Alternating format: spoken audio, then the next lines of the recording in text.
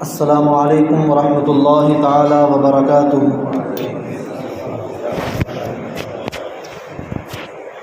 الحمد للہ الذی ابدع الافلاک والارضین،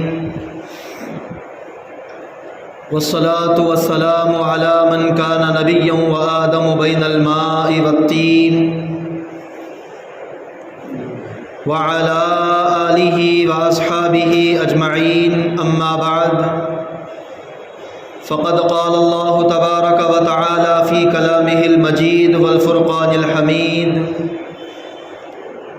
اعوذ باللہ من الشیطان الرجیم، بسم اللہ الرحمن الرحیم، ان ھذا القرآن یہدی للتی ہی اقوم، صدق اللہ مولانا العظیم، وبلغنا رسولہ النبی الامین المتین المبین المختار الکریم، ونحن على ذلك لمن الشاہدین والشاکرین، والحمد للہ رب العالمین۔ سبحانک لا علم لنا الا ما علمتنا انک انت العلیم الحکیم، یا صاحب الجمال ویا سید البشر، من وجهک المنیر لقد نور القمر، لا يمکن الثناء کما کان حقہ، بعد از خدا بزرگ توئی قصہ مختصر۔ عزیزان محترم، بزرگوں اور دوستوں، نوجوان ساتھیوں اور پیارے بچوں، آئیے کچھ کہنے اور سننے سے پہلے ہم اور آپ مل کر اپنے اور ساری کائنات کے مرکز عقیدت، رحمت عالم، نور مجسم، فخر عرب و عجم، جناب احمد مجتبیٰ محمد مصطفیٰ ارواحنا فدا صلی اللہ تعالی علیہ وسلم کے دربار پربہار میں اپنی غلامی کا ثبوت دیتے ہوئے ایک مرتبہ جھوم کر بآواز بلند درود پاک پڑھ لیں۔ اللہم صلی علی سیدنا و مولانا محمد طب القلوب و دوائها وعافیت الابدان و شفائها ونور الابصار و ضیائها وعلى آلہ و اصحابہ دائما ابدا ابدا، صلاۃ و سلام علیک یا سیدی یا حبیبی یا رسول اللہ صلی اللہ تعالی علیہ وسلم۔ سامعین محترم، آج کا ہمارا اس جمعۃ المبارکہ میں جو عنوان سخن ہم نے بنایا ہے وہ ہے پیغام قرآن۔ یہ قرآن جو اللہ تبارک و تعالیٰ نے اپنے آخری نبی خاتم النبیین تاجدار ختم نبوت صلی اللہ علیہ وسلم پر نازل فرمایا، جس طرح ہمارے آقا تمام نبیوں میں سب سے آخری نبی اور خاتم النبیین ہے، اسی طرح تمام آسمانی کتابوں میں سب سے آخری کتاب کا نام قرآن مجید ہے۔ آخری نبی پر نازل ہونے والی آخری کتاب، معظم اور محترم نبی پر نازل ہونے والی محترم کتاب، ذی حشم اور ذی وقار نبی پر نازل ہونے والی ذی وقار کتاب کا نام قرآن مجید ہے۔ اور یہ قرآن ہمیں کیا پیغام دیتا ہے، کس چیز کی طرف بلاتا ہے اور کن باتوں سے منع کرتا ہے؟ قرآن جس کے بارے میں اللہ تعالیٰ نے خود ارشاد فرمایا، ان ھذا القرآن یہدی للتی ہی اقوم، بے شک یہ قرآن وہ راہ دکھاتا ہے جو راہ سب سے سیدھی راہ ہے، جو راستہ سب سے سیدھا راستہ ہے، یہ قرآن اسی راستے کی طرف رہنمائی کرتا ہے۔ قرآن کریم کے اندر اللہ تعالیٰ نے جگہ جگہ پر نیکیوں کا حکم فرمایا اور برائیوں سے منع فرمایا، اچھائیوں کی دعوت دی ہے اور برائیوں سے باز رہنے کا حکم دیا ہے۔ اور اسی طرح اللہ تعالیٰ نے قرآن کے اندر بڑی تعداد میں پچھلی امتوں اور پچھلے نبیوں کے واقعات کو بھی بیان فرمایا ہے۔ قرآن کے اندر متعدد نبیوں کا تذکرہ، ان کی قوم کی نافرمانیوں کا ذکر، نافرمانیاں کرنے پر ان کی قوموں پر جو عذاب آیا، جو سزا ان کو دی گئی، اللہ اور اس کے نبیوں کا حکم نہ ماننے پر جو ان کو دنیاوی زندگی میں تباہ و برباد کر دیا گیا، عبرت کا نشان بنا دیا گیا، یہ تمام واقعات اور حکایات قرآن کے اندر موجود ہے۔ قرآن کے اندر ایک سورت ہے جس کا نام ہے سورہ قصص۔ قصتن کی جمع قصص ہے۔ قصتن معنی ایک قصہ، قصص کا معنی بہت سارے قصے۔ قصوں کی صورت، حکایتوں کی صورت کے نام سے سورہ قصص قرآن کے اندر موجود ہے۔ اور یہ تمام قصے، واقعات اور حکایتیں بیان کرنے کا صرف یہ مطلب نہیں کہ قصہ گوئی کرنا ہے، کہانیاں اور پچھلے دور کے حکایتیں اور واقعات بیان کر کے چھوڑ دینا مقصد نہیں ہے۔ یہ واقعات اور یہ حکایات بتا کر، ان کو بیان کر کے اللہ رب العزت ان لوگوں کی حالتیں سامنے رکھ کر امت محمدیہ کو تنبیہ کرنا چاہتا ہے کہ اے میرے محبوب کی امت، تم سے پہلے آنے والوں نے فلاں غلط کام کیا تو ان کو فلاں طریقے سے سزا دی گئی، انہوں نے اپنے نبی کا حکم نہ مان کر نافرمانی کی تو ان پر اس طرح کا عذاب آیا، اس طرح کی سزا میں اور اس طرح کی پریشانی میں ان کو مبتلا کر دیا گیا۔ یہ تمام واقعات امت محبوب، امت محمدیہ کو بتا کر انہیں متنبہ کرنا مقصود ہے، انہیں آگاہ کرنا، بیدار کرنا مقصود ہے کہ سمجھ جاؤ، ہوشیار ہو جاؤ، نافرمانی کرو گے، حکم عدولی کرو گے تو کہیں ایسا نہ ہو کہ پچھلی امتوں کو جس طرح عبرت کا نشان بنا دیا گیا، کہیں وہ حالت تمہاری بھی نہ کر دی جائے۔ جو عذاب ان پر اتارے گئے، کہیں تمہاری طرف بھی یہ عذابوں کا سلسلہ شروع نہ ہو جائے۔ بیان کرنے کا اللہ کا مقصد الہی یہی ہے تاکہ ان لوگوں کی حالت کو دیکھ کر ہم عبرت حاصل کریں، ان کی نافرمانی اور عذاب کو دیکھ کر ہم سنبھل جائیں۔ قرآن کے اندر بہت ساری مثالیں اللہ نے بیان فرمائی، بہت سے واقعات اللہ نے بیان فرمائے۔ ایک مرتبہ حضرت سیدنا ابراہیم علیہ نبینا علیہ الصلاۃ والسلام نے دیکھا کہ سمندر کے کنارے پر ایک شخص مرا ہوا پڑا ہے، ایک آدمی کی لاش پڑی ہے۔ جب سمندر کی لہریں زوردار طریقے سے اس آدمی کی لاش تک آ جاتی ہیں تو سمندر کی مچھلیاں اس آدمی کا گوشت نوچ نوچ کر کھاتی ہیں۔ جب سمندر کی لہر واپس چلی گئی، مچھلیاں بھی پانی کے ساتھ واپس چلی گئیں اور وہ لاش وہیں پڑی ہے۔ جب مچھلیاں واپس گئیں تو زمین کے درندے جانور آئے اور وہ جانور آ کر اس آدمی کی لاش کو نوچ کر کھانے لگے۔ جب جانوروں کا حصہ ختم ہوا، نوچ پھاڑ کر وہ کھانا چھوڑ کر چلے گئے تو درندوں کے بعد پرندوں کا آنا شروع ہو گیا۔ پرندے آئے اور پرندوں نے اس آدمی کی لاش کو چونچ مار مار کر اس کا گوشت کھایا۔ ایک ہی آدمی ہے، ایک ہی آدمی کی لاش پڑی ہے، کبھی مچھلیاں اسے اپنی پیٹ کی غذا بنا رہی ہیں، کبھی درندے اور جانور اسے نوچ نوچ کر پھاڑ کے کھا رہے ہیں، اور کبھی چرند پرند، آسمانی فضاؤں میں اڑنے والے پرندے اس لاش کو اپنی پیٹ کی غذا بنا رہے ہیں۔ حضرت ابراہیم نے یہ منظر دیکھا تو اللہ کی بارگاہ میں یہ دعا کی کہ اے اللہ، تیرا تو وعدہ ہے کہ تو موت کے بعد قیامت کے دن دوبارہ ہر کسی کو زندہ کرے گا۔ اے اللہ، تو زندہ کس طرح کرے گا؟ ایک آدمی کے جسم کے ٹکڑے، ذرے ٹکڑے مچھلیوں کی پیٹ میں پہنچ گئے، آدمی کے گوشت کا کچھ حصہ جانوروں اور درندوں کے پیٹ میں چلا گیا اور تھوڑا حصہ پرندوں کے پیٹوں میں چلا گیا، تو ان تمام حصوں کو جمع کیسے کرے گا؟ تو کیسے مردوں کو زندہ کرے گا؟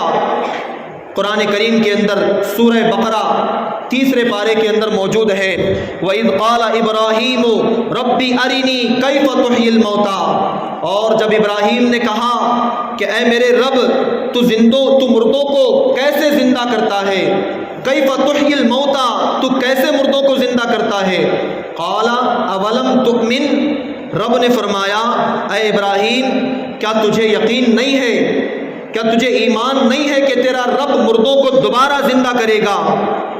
قال بلا، ابراہیم نے فرمایا کیوں نہیں میرے پروردگار، مجھے یقین ہے، مجھے ایمان ہے کہ تو زندہ کر سکتا ہے، ولکن لیطمئن قلبی، لیکن اے پروردگار اس لیے میں سوال کر رہا ہوں تاکہ میرے دل کو اطمینان کا نور حاصل ہو جائے، جو اطمینان اور یقین کامل کا جو نور ہوتا ہے وہ اطمینان قلبی مجھے حاصل ہو جائے، اس لیے میں تجھے سوال کر رہا ہوں۔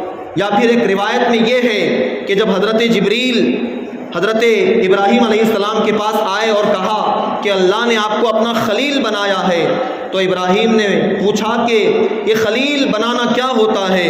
تو جبریل نے کہا کہ اللہ تعالیٰ آپ کی دعاؤں کو زندہ بھی کرے، آپ کی دعاؤں کو قبول بھی کرے گا، اور آپ کے کہنے پر اللہ مردوں کو زندہ بھی کرے گا۔ اللہ نے آپ کو اپنا خلیل بنایا۔ ایک روایت میں اس طرح سے ہے۔ تو بہرحال جب ابراہیم نے کہا اے اللہ تو مردوں کو کیسے زندہ کرتا ہے، میں دیکھنا چاہتا ہوں، تو رب نے فرمایا فخذ اربعۃ من الطیر، اے ابراہیم 4 طرح کے پرندے لے لو، 4 پرندوں کو جمع کر لو اور ان پرندوں کو اپنے پاس رکھ کر ان پرندوں کو پال پوس کر اپنے سے اچھی طرح مانوس کر لو۔ پرندے سے اچھی طرح دوستی جو مانوس انسیت ہوتی ہے، اچھی طرح پرندے کو پال کر اپنے پاس اسے انسیت کی طرح رکھ لو۔ وہ 4 پرندے روایت میں ہے کہ ایک پرندہ ان میں سے مور تھا، ایک مور، ایک مرغ، ایک کبوتر اور چوتھا گدھ، شکاری پرندہ جو گدھ ہوتا ہے۔ یہ 4 پرندے حضرت ابراہیم نے لیے، ان پرندوں کو پالا، کئی دن تک ان کی پرورش کی۔ اس کے بعد اللہ نے حکم فرمایا کہ اے ابراہیم اب ان پرندوں کو ذبح کر دو، 4 پرندوں کو ذبح کرو۔ ذبح کرنے کے بعد ان پرندوں کے پر ان کے جسم سے الگ کر کے ان پرندوں کا قیمہ بنا لو، ان پرندوں کو ٹکڑے ٹکڑے کر لو۔ ابراہیم نے ایسا ہی کیا، ذبح کیا، اور ذبح کرنے کے بعد اللہ نے فرمایا ان پرندوں کے سر کو اپنے پاس رکھو، اور باقی جو پرندوں کا قیمہ بنایا ہے تمام قیمے کو، پورے 4 پرندوں کے گوشت کو آپس میں ملا لو۔ حضرت ابراہیم نے ملا دیا، اور اللہ نے فرمایا 4 پہاڑوں پر جو 4 الگ الگ دور دور ہیں، ان 4 پہاڑوں پر ان پرندوں کا ملایا ہوا گوشت تھوڑا تھوڑا لے جا کر رکھ دو۔ حضرت ابراہیم نے ایسا ہی کیا، 4 پرندوں کا قیمہ گوشت ایک ساتھ ملایا اور ان میں سے تھوڑا تھوڑا 4 پرندوں پر 4 پہاڑوں پر لے جا کر رکھ دیا۔ 4 پہاڑوں میں جو 4 جانب دور دور تھے وہ گوشت رکھ دیا۔ اس کے بعد اللہ تعالیٰ نے فرمایا اے ابراہیم اب ان پرندوں کو اپنی آواز میں پکار کر اپنے پاس بلاؤ۔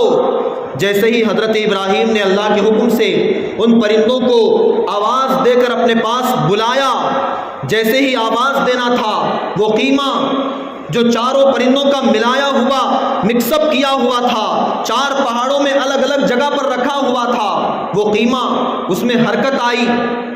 جیسے ہی آواز ابراہیم نے لگائی اس قیمے کے اندر حرکت ہوئی، اور وہ قیمہ وہ گوشت کے ٹکڑے اپنی جگہ سے اٹھے، اور جو ٹکڑا جس پرندے کا تھا اس ٹکڑوں سے ان ٹکڑوں سے وہ پرندہ بنتا گیا۔ وہ 4 پرندے جڑ گئے، پورا گوشت جمع ہو گیا، ان کے اوپر پر آ گئے، وہ بغیر سر کے اڑتے ہوئے حضرت ابراہیم کے پاس آئے۔ آنے کے بعد جس پرندے کا جو سر تھا اس پرندے کے ساتھ لگ گیا، اور اس کے بعد حضرت ابراہیم کے پاس جو دانا پڑا ہوا تھا وہ تمام پرندے دانا چگنا شروع کر دیے۔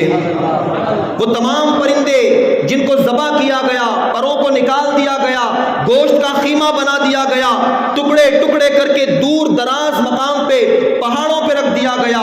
اس کے بعد صرف اللہ کے خلیل کی ایک آواز انہوں نے لگائی، تو ان کی آواز پر وہ پرندے بالکل جڑ کر صحیح سلامت سلامتی کے ساتھ، پروں کے ساتھ، پوری طرح دھڑ کے ساتھ ان کے پاس آئے اور سر جڑ گیا اور مرے ہوئے پرندے وہاں پر دوبارہ زندہ ہو گئے۔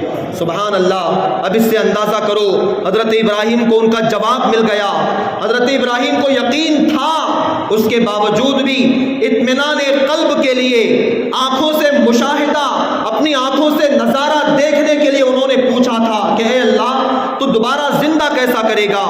انہیں جواب مل گیا کہ ایک ہی بندے کی لاش کو درندوں نے بھی کھایا، پرندوں نے بھی کھایا، مچھلیوں نے بھی کھایا، ان تمام کے پیٹوں سے نکال کر دوبارہ ایک انسان کو زندہ کرنا، باس بادل موت جسے کہا جاتا ہے، جو اسلام کا بنیادی عقیدہ ہے، موت کے بعد دوبارہ زندہ اللہ ضرور فرمائے گا، اس کا مطلب کیا ہوتا ہے بڑے واضح طور پر اس مثال سے سمجھ میں آ گیا۔ اب آپ اندازہ کریں کہ انسان کی موت کے بعد جب اسے مٹی کے اندر منو مٹی تلے دفنا دیا جائے، مٹی اس کے جسم کو کھا لے، اس کی ہڈیاں گل کر سڑ کر ختم ہو جائیں، اس کے باوجود بھی اللہ اس بات پر قادر ہے کہ وہ بروز محشر ہر انسان کو اس کے پورے جسم کے ساتھ دوبارہ زندہ فرمائے گا، دوبارہ زندہ فرمائے گا۔ قرآن میں کئی مقامات پر اللہ نے فرمایا کہ اے میرے بندے، جب تو کچھ بھی نہیں تھا اس وقت میں نے تجھے پیدا کیا، اب تو تو کچھ ہے، تو پیدا ہو چکا، جب تو مر جائے گا تو تجھے دوبارہ زندہ کرنا میرے لیے کوئی بڑی بات نہیں ہے، دوبارہ زندہ کرنا کوئی بڑی بات نہیں، جب کچھ بھی نہیں تھا تب میں نے تجھے بنا دیا، تو موت کے بعد زندہ کرنا میرے لیے بڑا آسان کام ہے، بڑا یہ آسان کام ہے۔ حضرت ابراہیم علیہ السلام کے اس واقعے سے، اس نظریے اور اس حکایت سے ہمیں ایک بہترین سبق ملتا ہے۔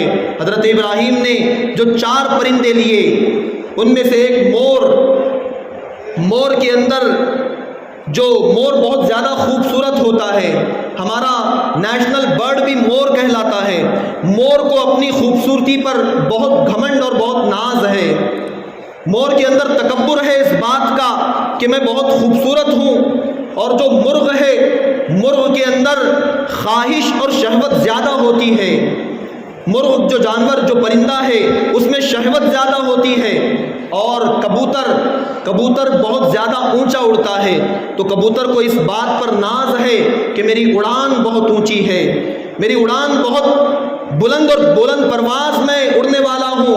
اور گدھ، چوتھا پرندہ، گدھ کے اندر لالچ بہت پائی جاتی ہے۔ یہ 4 پرندوں کو حضرت ابراہیم نے ذبح کر دیا تو اللہ تعالیٰ نے ان کے دل کو نور اطمینان عطا فرمایا، نور اطمینان عطا فرمایا۔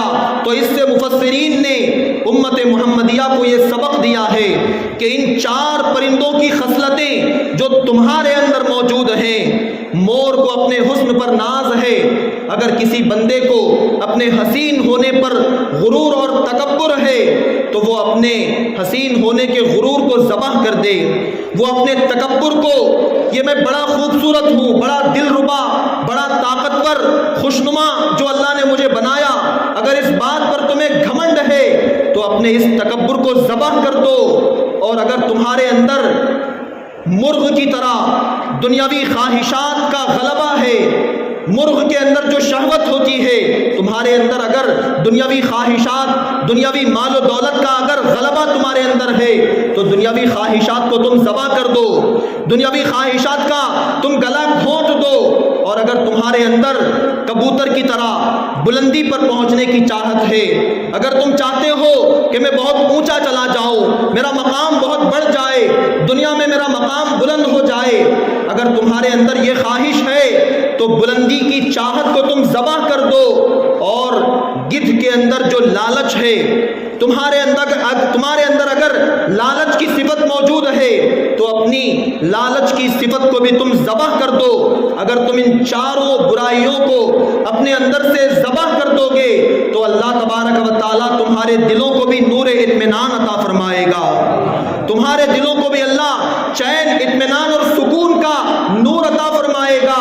ارے جب کوئی خواہش نہ ہوگی، جب بلندی پر پہنچنے کا کوئی انسان کو خیال نہیں آئے گا، جب انسان کے اندر سے لالچ ختم ہو جائے گی، جب اپنے آپ کو حسین و جمیل اور بہت کچھ سمجھنے کا غرور تکبر ختم ہو جائے گا تو خود بخود انسان کی زندگی میں سکون داخل ہو جائے گا، چین اور اطمینان اللہ تعالیٰ انسان کو عطا فرمائے گا۔ یہ قرآن کے واقعات ہمیں درس دیتے ہیں، یہ پیغام دیتے ہیں کہ قرآن کو پڑھو، اور صرف ایسا نہیں کہ قرآن کو پڑھ لیا، ایک آدھ رکوع ایک آدھ پارہ پڑھ لیا۔ قرآن کو کما حقہ پڑھنے کا طریقہ یہ ہے کہ قرآن کو پڑھو تو قرآن کو سمجھنے کی کوشش کرو۔ سمجھنا کب ہوگا؟ جب قرآن کو ہم معنی کے ساتھ، ترجمے کے ساتھ، کنز الایمان جو ترجمہ قرآن کا ہے، جب ترجمے کے ساتھ قرآن پڑھیں گے تو سمجھ میں آنا شروع ہوگا۔ جب سمجھ میں آنا شروع ہوگا تو اللہ تعالیٰ عمل کرنے کا جذبہ عطا فرمائے گا۔ قرآن کو پڑھنے کا حق اس وقت ادا ہوگا جب تلاوت بھی کرو اور قرآن کو سمجھنے کی کوشش کرو، اور سمجھنے کے ساتھ ساتھ قرآن پر عمل کرنے کی بھی کوشش کرو۔ یہ قرآن کو پڑھنے کا صحیح طریقہ ہے۔ قرآن کو پڑھنا آپ جیسے بھی پڑھو ثواب تو ضرور ملے گا، قرآن پڑھنے کا ثواب ضرور ملے گا، لیکن قرآن کو پڑھ کر سمجھ کر عمل کرو گے تو صرف ثواب ہی نہیں بلکہ آپ کی زندگی کامیاب بن جائے گی۔ زندگی گزارنے کے اصول اور سنہرا طریقہ اللہ نے قرآن میں بیان فرمایا ہے۔ قرآن خود کہتا ہے ان ھذا القرآن یہدی للتی ہی اقوم، یہ قرآن تو بہت سیدھا راستہ دکھاتا ہے۔ قرآن تو اس کے پڑھنے اور سمجھنے والوں کو سیدھا راستہ دکھاتا ہے۔ اب عمل کرنے والے کی بات ہے کہ سیدھے راستے پر چلے گا تو اللہ تعالیٰ اسے کامیابیوں سے ہمکنار فرمائے گا، کامیابیوں کی منزل پر اللہ تعالیٰ اسے گامزن فرمائے گا۔ قرآن کے اندر بہت ساری قوموں کے واقعات، بہت ساری قوموں کے حالات اللہ تعالیٰ نے بیان فرمائے۔ قوم سمود ایک ایسی قوم جس کو اللہ نے طاقت و قوت عطا فرمائی، ایسی طاقت کہ دنیا کے اندر قوم سمود جیسے طاقتور انسان کبھی پیدا نہ ہوئے۔ بڑے بھاری بھرکم لوگ جن کی جسامت اتنی زیادہ مضبوط کہ وہ اپنے دور میں پہاڑوں کو تراش کر گھر بنایا کرتے تھے۔ پہاڑ کو تراش کر، ان کا کوئی آدمی زمین پر گھر نہیں بناتا۔ قوم سمود آج سے ہزاروں سال پہلے کی قوم، اللہ نے ان کے جسموں میں بڑی طاقت عطا فرمائی، کئی سو سال ان کی عمر ہوا کرتی تھی، اور لمبی عمر اور مضبوط جسامت و طاقت و قوت کی وجہ سے وہ پہاڑوں کو تراش کر گھر بناتے تھے، اور ہر ایک خاندان کا ایک پہاڑ، اور اس پہاڑ میں بڑے بڑے گھر، اور اس گھر میں پہاڑوں کے اندر ہی وہ کمرے بناتے تھے، ہال بناتے تھے، ہر طرح کی جو ان کو ضرورت تھی وہ اس دور کے بہترین انجینئرز، اس دور کی جو ٹیکنالوجی تھی پہاڑوں کو تراش کر گھر بنانا، وہ تمام تر صلاحیتیں اللہ نے قوم سمود کو عطا فرمائی تھی۔ اور یہ قوم بتوں کی پوجا کیا کرتی تھی، یہ اللہ کی فرما برداری سے کوسوں دور چلے گئے تھے۔ انسانیت کا جذبہ اور انسانیت کا احترام ان کے اندر سے ختم ہو چلا تھا۔ اللہ نے ان کی ہدایت اور ان کو سیدھے راستے پر لانے کے لیے ان کے پاس ایک نبی کو اللہ نے بھیجا، جس نبی کا نام حضرت سیدنا صالح علیہ السلام ہے۔ حضرت صالح کو اللہ نے قوم سمود کے پاس بھیجا۔ حضرت صالح نے آ کر اس قوم کو بتایا کہ اے میری قوم کے لوگوں، تم جس راہ پر چل رہے ہو وہ راستہ سیدھا راستہ نہیں ہے۔ تم جن درختوں کی اور پتھروں کی عبادت کرتے ہو وہ تمہارا خدا نہیں ہو سکتا۔ تم جس پتھر کو اپنے ہاتھ سے تراش کر خدا بناؤ گے، بھلا وہ تمہارا خدا کیسے ہوگا؟ تمہارا خدا تو وہ ہے جس نے تم کو پیدا کیا، جس نے زمین و آسمان کو بنایا، جس نے تمہارے جسموں میں اتنی مضبوط طاقت و قوت عطا فرمائی، وہ تمہارا خدا ہے۔ حضرت صالح نے بڑا سمجھایا، بہت کوشش کی، لیکن ان کو سمجھ نہیں آیا۔ ان کی عقلوں پر گمراہیت اور ضلالت کے پردے پڑے ہوئے تھے، وہ ہٹ دھرمی میں آخر اندھے ہو چکے تھے۔ حضرت صالح کی بات انہوں نے نہیں مانی، یہاں تک کہ ایک مرتبہ وہ سب ایک کانفرنس میں جمع ہوئے اور سب نے مشورہ کیا کہ ہمارے بتوں کو یہ جو برا بھلا کہنے والا جو اپنے آپ کو اللہ کا نبی کہتا ہے، آخر ہم اس سے کیسے چھٹکارا حاصل کریں؟ تو سب نے یہ مشورہ دیا کہ ان کو بلاؤ اور بلا کر ایک ایسا چیلنج ان کے سامنے رکھو جو وہ پورا نہ کر سکیں۔ سب نے مشورہ کیا، حضرت صالح علیہ السلام کو بلایا۔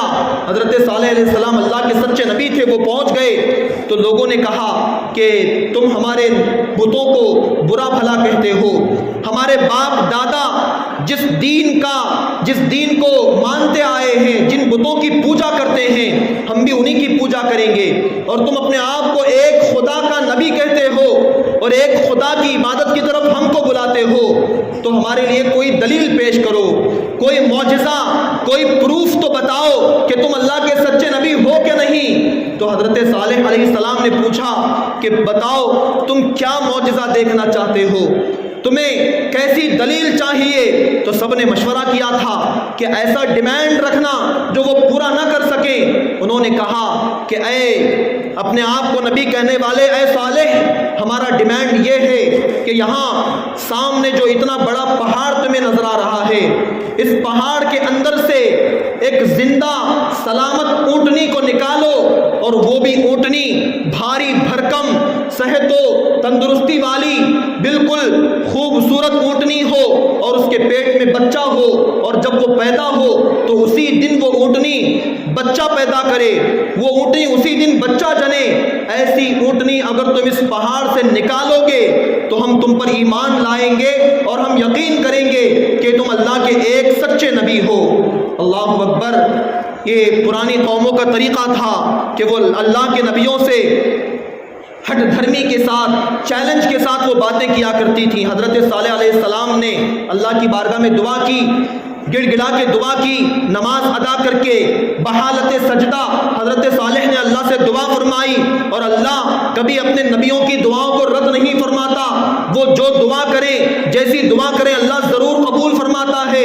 جب اللہ کے سچے نبی حضرت صالح علیہ السلام نے دعا فرمائی تو اللہ کی قدرت سے وہ پہاڑ پھٹ گیا اور اس کے اندر سے ایک نہایت خوبصورت جوان اونٹنی باہر آ گئی۔ ایک جوان اونٹنی، نہایت دلکش، دلربا اور خوبصورت اونٹنی، اور روایتوں میں ہے کہ اتنی بڑی اونٹنی اس پہاڑ سے باہر آئی کہ دنیا میں اس سے پہلے اتنی بڑی اونٹنی کبھی دنیا نے کبھی پیدا نہیں ہوئی تھی۔ اتنی بڑی اونٹنی، اور اس کے بعد بھی قیامت تک اتنی بڑی اونٹنی کبھی پیدا نہیں ہوگی۔ اتنی بڑی بھاری بھرکم جسامت والی اونٹنی اس کے اندر سے باہر آئی، اور آنے کے بعد جیسا انہوں نے ڈیمانڈ کیا تھا کہ وہ اونٹنی اسی دن بچہ بھی دینا چاہیے، اسی دن اللہ کی قدرت سے ایسا ہوا کہ اس اونٹنی کا ایک بچہ بھی پیدا ہو گیا۔ ایک بچہ اس اونٹنی کے اندر سے پیدا ہوا۔ جب قوم کے لوگوں نے دیکھا، قوم سمود نے دیکھا کہ یہ تو ہمارا ڈیمانڈ پورا کر دیے، تو کچھ لوگ تھے جو ایمان لے آئے، اللہ کے سچے نبی کے ہاتھ پر توبہ کر کے ایمان لا کر مسلمان بن گئے، اور باقی تمام لوگ جو ہٹ دھرم تھے انہوں نے کہا کہ نہیں، یہ تو جادو کا اثر ہے، تم اللہ کے نبی نہیں ہو سکتے، یہ تو جادو کا اثر ہے، تم نے جادو سے اونٹنی پیدا کی ہے۔ انہوں نے بالکل حضرت صالح کا ان کی بات نہیں مانی، وہ ہٹ دھرم رہے، ایمان لانے کی طرف وہ بالکل نہیں آئے۔ حضرت صالح علیہ السلام نے فرمایا، ہذہ ناقۃ اللہ لکم آیۃ، اے میری قوم کے لوگوں، یہ اللہ کی اونٹنی ہے، اللہ کی اونٹنی، ناقۃ اللہ، قرآن کے اندر اس کا جگہ جگہ تذکرہ موجود ہے۔ اسے اللہ کی اونٹنی کہا گیا کیونکہ اللہ کے حکم سے، حضرت صالح کے معجزے سے یہ اونٹنی پہاڑ سے نکلی تھی۔ حضرت صالح علیہ السلام نے قوم کے لوگوں کو بتایا کہ دیکھو، یہ اونٹنی معجزے سے پیدا ہونے والی اونٹنی ہے، یہ اللہ کی اونٹنی ہے، اس کے ساتھ برا سلوک نہ کرنا، اسے آزاد چھوڑ دو، یہ جہاں سے چاہے کھا لے، یہ جتنا پانی چاہے پی لے۔ اس اونٹنی کی جسامت کا یہ عالم تھا کہ وہ اونٹنی ایک دن کے اندر، ایک ہی دن میں پورا گاؤں کے اندر جتنا پانی ہوتا وہ پورا پانی پی جایا کرتی تھی۔ پورا پانی گاؤں کے اندر جو کنواں تھا، پورے کنویں کا پانی خالی ہو جاتا۔ حضرت صالح علیہ السلام نے باری لگا دی کہ ایک دن اونٹنی پورا پانی پیے گی اور دوسرے دن گاؤں کے لوگ پانی پئیں گے۔ جس دن گاؤں والوں کی باری ہے اس دن اونٹنی پانی ہرگز نہیں پیتی، اور جس دن اونٹنی کا باری کا ٹائم تھا اس دن گاؤں والے پانی کو ہاتھ نہیں لگاتے۔ یہ باری کا طریقہ تھا، وہ اونٹنی اپنے بچے کے ساتھ پورا پانی ایک دن میں پی جایا کرتی، اور گاؤں والے جو بڑے بدبخت لوگ تھے انہوں نے سوچا کہ یہ اونٹنی ہمارا پورا پانی پی لیتی ہے، یہ اونٹنی ہمارے کھیتوں میں پھر پھر کر چرنے لگتی ہے۔ ان کی آنکھوں میں چبھنے لگا، ان کو اونٹنی سے حسد اور بغض ہونے لگا۔ حالانکہ وہ بدبخت تھے، انہیں پتہ نہیں تھا کہ یہ اونٹنی پانی اگرچہ پورا پی لیتی ہے لیکن وہ اونٹنی جب دودھ دیتی ہے تو وہ دودھ اتنا زیادہ ہوتا ہے کہ پورے گاؤں والے دودھ پی لیتے، اس کے بعد بھی اس کا دودھ بچ جایا کرتا تھا۔ پورے گاؤں والے دودھ پینے کے بعد بھی اس کا دودھ ابھی بچتا تھا، اتنا زیادہ دودھ دیتی تھی۔ لیکن یہ ظالم اور محروم لوگ تھے، انہوں نے اللہ کی نافرمانی اور ناشکری کرنے کا ارادہ کر لیا تھا۔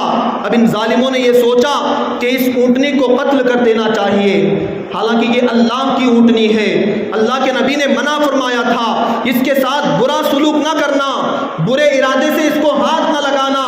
لیکن ان قوم سمود کے سرداروں نے دو آدمیوں کو جو نہایت بدماش اور آوارہ قسم کے لوگ تھے، ان آوارہ لوگوں کو کچھ مال دولت دے کر اس اونٹنی کو قتل کرنے کا حکم دیا۔ وہ اونٹنی جب کنویں کے پاس پانی پینے کے لیے آئی تو قوم سمود کے وہ آوارہ دو بدماش انہوں نے اپنے ساتھ اور 7 لوگوں کو شامل کیا، پورے 9 لوگ تھے۔ ان 9 بدبختوں کے بارے میں اللہ نے قرآن میں فرمایا 9 رہط یفسدون فی الارض ولا یصلحون، یہ 9 لوگ تھے، یہ زمین میں فساد مچاتے تھے، یہ اصلاح پسند نہیں تھے۔ اللہ نے ان لوگوں کو فسادی کہا۔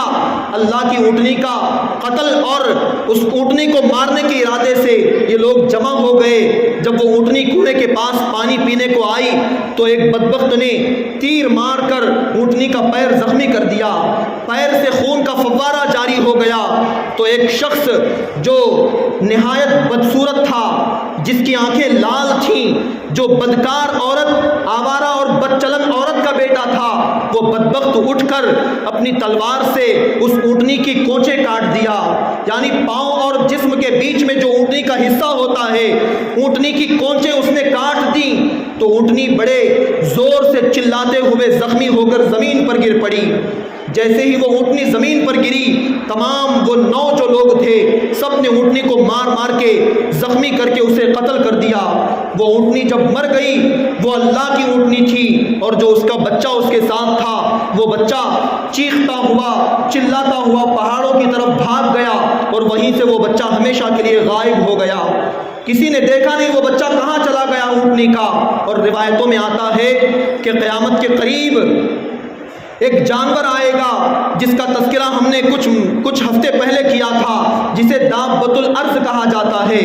جس جانور کا ایک ایک حصہ ایک ایک الگ الگ جانور کی طرح ہوگا، آنکھیں الگ، سر الگ، پیر الگ، جس کے پر الگ ہوں گے، جس کا سینہ الگ ہوگا شیر کی طرح۔ دابۃ الارض جس کے ایک ہاتھ میں حضرت موسیٰ کا عصا اور دوسرے ہاتھ میں حضرت سلیمان کی انگوٹھی ہوگی، ایمان والوں کے ماتھے پر چمکدار نشان لگائے گا اور کافروں کے ماتھے پر کالا دھبا لگائے گا، جو دابۃ الارض قیامت کے قریب آئے گا۔ روایتوں میں آیا ہے کہ وہ یہی اونٹنی کا بچہ ہوگا جو غائب ہو گیا، قیامت کے قریب اللہ کے حکم سے وہ دابۃ الارض بن کے باہر آئے گا۔ اللہ اکبر! یہ حضرت صالح علیہ السلام کی اونٹنی کا بچہ تھا، غائب ہو گیا۔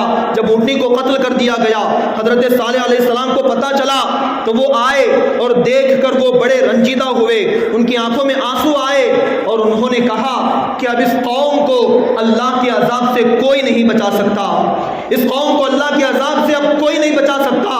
انہوں نے اللہ کی نافرمانی کی اور اونٹنی کو انہوں نے قتل کر دیا۔ ایسا ہی ہوا۔ حضرت صالح علیہ السلام کی قوم کے لوگ بڑے طاقتور، بہادر اور پہاڑ کے گھروں میں رہتے تھے۔ ان سے پہلے اللہ تعالیٰ نے قوموں پر 3 طرح کے عذاب نازل کیے تھے۔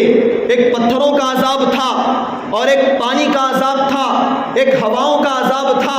ان کی قوم سمود پتھروں کے، پہاڑوں کے گھر میں رہ کر یہ تصور کرتی تھی کہ چاہے عذاب جیسا بھی آ جائے، اللہ کا عذاب جیسا بھی آ جائے، اگر پتھروں کا عذاب آئے گا تو ہمارا کیا بگڑے گا، ہمارے تو پہاڑ کے گھر ہیں، پہاڑوں کے گھر پر پتھروں کی بارش کا کوئی اثر نہیں ہوگا۔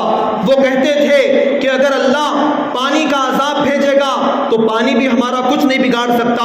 ہمارے گھر تو پہاڑوں میں ہیں, پہاڑ بہت اونچے اونچے تھے, وہ سمجھتے تھے کہ پانی کا عذاب بھی کچھ نہیں بگاڑ سکتا, اور اگر اللہ ہوا کا عذاب بھیجے گا تو ہوا پہاڑوں کا کیا بگاڑ سکتی ہے, ہمارا تو کچھ نہیں بگڑے گا, ہمارے مضبوط ترین گھر ہیں, ہمارا کچھ نہیں بگاڑ سکتے. حضرت صالح علیہ السلام نے فرمایا یاد رکھو جب اللہ کا عذاب آئے گا تو تم برداشت نہیں کر پاؤ گے, تم سہن نہیں کر پاؤ گے, تم تباہ و برباد ہو جاؤ گے.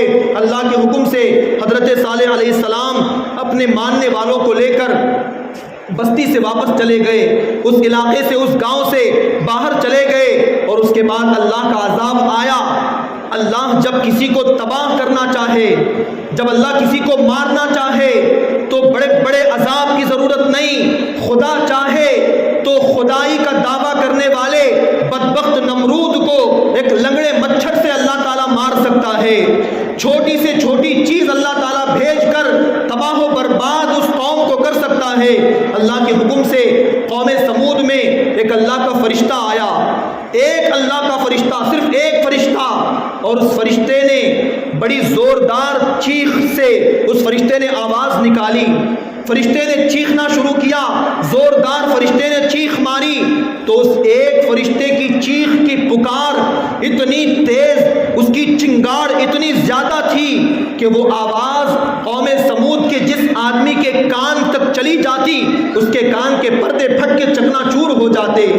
ان کے کانوں کے پردے پھٹنا شروع ہو گئے, انہوں نے اپنے کان بند کر لیے تو ایسا لگتا تھا کہ ان کا پورا جسم کان بن گیا ہے, اور جسم کے ایک ایک پرزے سے اس فرشتے کی آواز ان کے جسم میں گھس رہی ہے.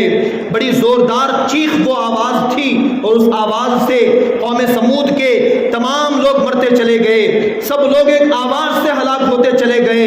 اور وہ لوگ جو گھروں میں جا کے چھپ کے بیٹھے تھے کہ ہمارے اتنے بڑے مضبوط گھر ہیں, ہمارے گھروں کو کوئی کچھ نہیں بگاڑ سکتا, اللہ کا حکم ہوا تو ایسا زلزلہ آیا, اس آواز سے ایسا زلزلہ پھیل گیا کہ وہ پہاڑ کے گھر چکنا چور ہو کے بوسیدہ ہو گئے, اور ان کے گھروں کے اندر تک وہ آواز پہنچ گئی, اور اس آواز کی چنگاڑ سے گھر کے اندر موجود لوگ سب کے سب مارے گئے. وہ پہاڑ کے گھر بھی زمین بوس ہو گئے, سب چکنا چور ہو کے زمین کے برابر ہو گئے, کوئی ایک آدمی بھی ان میں سے بچ نہیں سکا, سارے کے سارے تباہ و برباد ہو گئے. اللہ اکبر. اللہ کے نبی کی نافرمانی کرنے والے, اللہ کی حکم عدولی کرنے والے, اللہ کے حکم سے آگے بڑھنے والوں کا اللہ نے یہ حال فرمایا ہے. مفسر شہیر حضرت حکیم الامت علیہ الرحمہ نے ایک پیاری بات لکھی ہے کہ اتنے بڑے بڑے پہاڑوں کا آسرا لے کر بھی بچ نہ سکے, اگر چاہتے تو اللہ کے نبی کا آسرا لے لیتے, اللہ کے نبی کا دامن کا آسرا لیتے تو اللہ تعالیٰ ان کے اوپر ایک آنچ بھی آنے نہیں دیتا, اللہ ایک آنچ بھی آنے نہیں دیتا.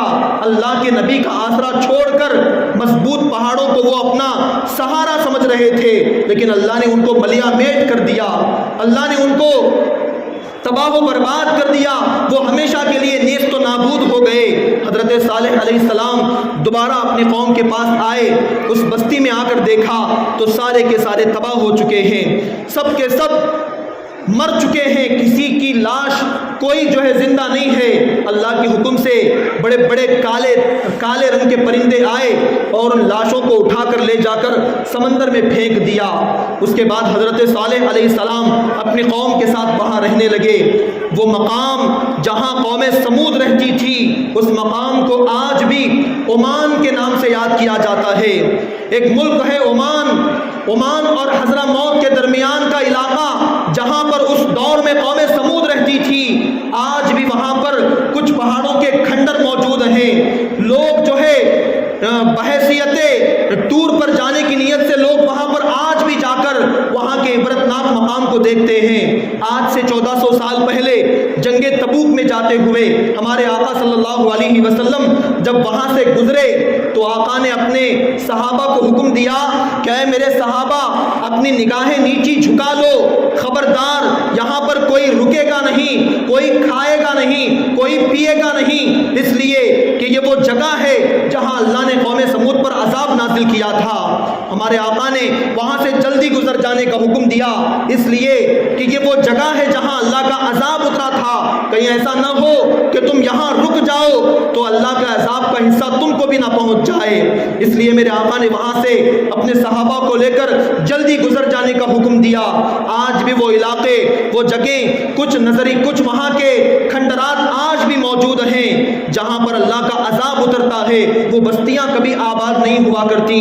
جن قوموں پر اللہ کا عذاب آتا ہے وہ قومیں کبھی دوبارہ آباد نہیں ہو سکتی۔ ارے جن کو اللہ برباد کر دے ان کو کون آباد کر سکتا ہے؟ جن کو اللہ ویران کر دے ان بستیوں کو کون آباد کرے گا؟ یہ اللہ کی قدرت ہے، اس کے نبیوں کی اور اس کے حکموں کی نافرمانی کرنے والوں کے لیے اللہ نے ایسے عذابات کو اتارا ہے، ایسے عذابات میں اللہ ان کو مبتلا کرتا ہے۔ ذرا تصور کرو، اللہ کی اونٹنی یا پھر اللہ کے نبی کی اونٹنی آپ کہہ لو، حضرت صالح کے معجزے سے نکلی ہوئی اونٹنی تھی، جب اللہ کے نبی کی اونٹنی کا قتل کیا تو اللہ نے ایسے عذاب میں مبتلا کیا۔ تو ذرا تصور کرو، اگر کوئی نبیوں کے نبی امام الانبیاء کے صحابہ کے ساتھ اگر کوئی برا بھلا کہے گا، ان کی توہین کرے گا، اگر امام الانبیاء کے اہل بیت کے ساتھ کوئی برا سلوک کرے گا، ان کو گالیاں دے گا، ان کے محبوبوں کے ساتھ کوئی غلط سلوک کرے گا، تو بھلا اللہ اسے کیسے معاف فرمائے گا؟ اللہ اسے کیسے جانے دے گا؟ جو امام الانبیاء کی نسلوں کو برا بھلا کہے، جو ان کے گھر والوں کو برا کہے، جو ان کے صحابہ کو برا کہے گا، اللہ اسے کبھی معاف نہیں فرمائے گا۔ رہتی دنیا میں بھی وہ عبرت کا نشان بنے گا، اور دنیا سے جائے گا تو آخرت میں بھی قبر میں بھی اس کے لیے عذاب تیار رکھا گیا ہے۔ اللہ تعالی ہمیں ایسے گستاخوں سے بچائے، گستاخوں کی صحبت سے اللہ تعالی ہمیں محفوظ فرمائے۔ یہ قرآن کے واقعات، یہ قرآن کا ہمارے لیے پیغام ہے۔ قرآن کہتا ہے والعصر ان الانسان لفی خسر۔ اللہ نے قرآن میں فرمایا قسم ہے زمانے کی، بے شک انسان خسارے میں ہے، انسان خسارے میں ہے۔ خسارہ یعنی نقصان، انسان نقصان میں ہے۔ نقصان میں انسان کیسے ہے؟ اللہ اکبر۔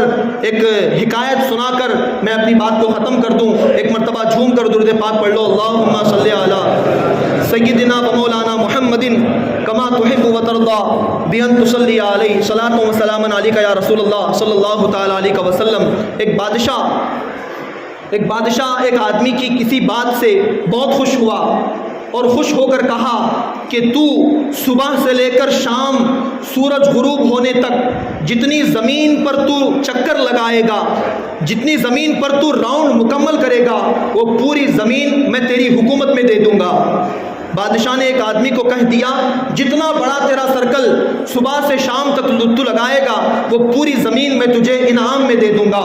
اب وہ شخص جیسے ہی سورج طلوع ہوا وہ اپنا چکر لگانا شروع کر دیا، ایک طرف سے شروع کیا، چکر لگاتے لگاتے جاتے جاتے بہت دیر ہو گئی، ظہر کا وقت ہوا تو اسے خیال آیا کہ اب میں اپنا راؤنڈ مکمل کرنے کی طرف ٹرن کرنا چاہیے، اب مجھے واپس ہونا چاہیے، کیونکہ جہاں سے شروع کیا تھا بادشاہ نے یہ کنڈیشن رکھی تھی کہ تو جس پوائنٹ سے شروع کرے گا سورج غروب ہونے تک اگر تو اس پوائنٹ پر لوٹ کر آ گیا تو پوری زمین تیری، اگر اس پوائنٹ تک نہیں پہنچ سکا، اس سے پہلے سورج غروب ہو گیا تو تجھے کچھ بھی نہیں ملے گا، تجھے کچھ نہیں ملے گا۔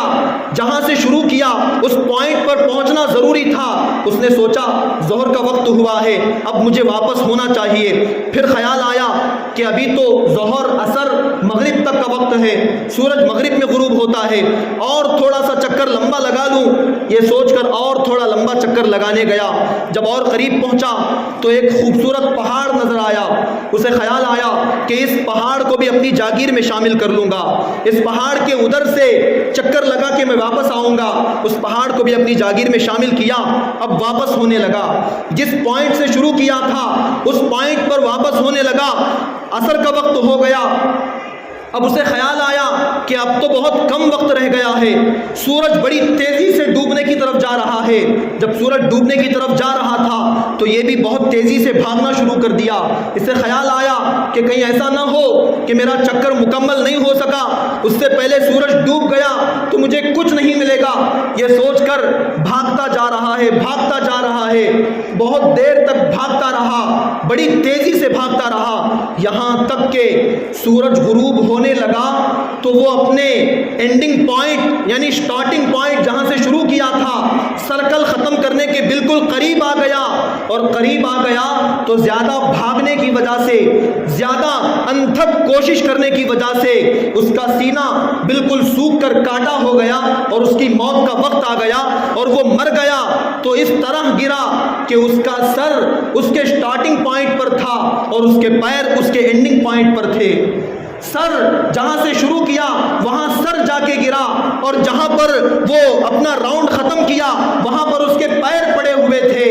اللہ اکبر۔ جب وہ مر گیا تو اسے وہیں پر دفن کر دیا گیا جس جگہ پہ وہ مر کے پڑا تھا، جس پوائنٹ پر وہ گرا وہیں اسے دفن کر دیا گیا، اور اس کی قبر پر ایک کتبہ لگایا گیا، ایک بورڈ لگایا گیا جس بورڈ پر یہ لکھا ہوا تھا کہ اس کی ضرورت تو بس اتنی تھی جتنی جگہ میں اس کی قبر بنی ہوئی ہے، اس کی ضرورت صرف اتنی تھی جتنی جگہ پر اس کی قبر ہے، اور باقی تمام راؤنڈ جو اس نے پورا کیا ہے یہ سب کچھ اس کے لالچ کا نتیجہ ہے، یہ اس کے لالچ کا نتیجہ ہے۔ اگر لالچ نہ کرتا، چھوٹا راؤنڈ لگا لیتا تو بہت بڑی زمین اسے مل جاتی، بادشاہت مل جاتی، حکومت کرتا، آرام اور چین کی زندگی گزارتا، لیکن بڑے راؤنڈ کے لالچ میں اور زیادہ اور تھوڑا کے لالچ میں اتنا بڑا راؤنڈ ہو گیا کہ واپسی مشکل ہو گئی، ٹرن کرنا واپس ہونا مشکل ہو گیا۔ جب واپسی مشکل ہو گئی تو ہانپتا کانپتا زیادہ بھاگنے کی وجہ سے اس کی موت واقع ہو گئی۔ یہ جملہ اس کی خبر پر لکھا گیا۔ اللہ اکبر۔